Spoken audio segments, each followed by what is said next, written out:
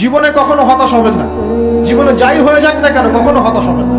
মনে রাখবেন আল্লাহ আপনার রব, আল্লাহ আপনার সাথে আছেন ইনশাআল্লাহ।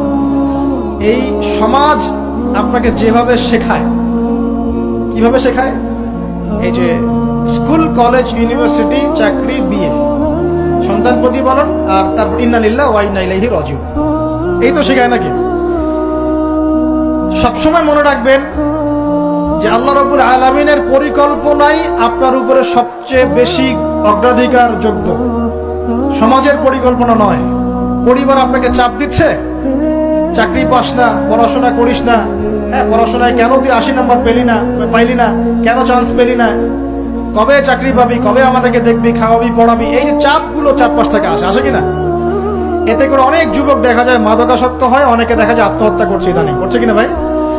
এই শব্দটা থেকে আমি এই পয়েন্টটা আজকে লিখেছিলাম যে ভুলেও আল্লাহর প্রতি বিশ্বাস এবং তাওয়াক্কুল হারাবেন না। সমাজ যেভাবে শেখায়, সমাজ চারপাশে যে চাপ আপনাকে দিচ্ছে, এই চাপে নিজে গা ভাসিয়ে দিবেন না। আপনি আল্লাহর কাছে দোয়া করবেন, আল্লাহর কাছে পথ চেয়ে নিবেন এবং আল্লাহর প্রতি তাওয়াক্কুল ভরসা করবেন। কখনো আত্মহত্যার পথ বেছে নিবেন।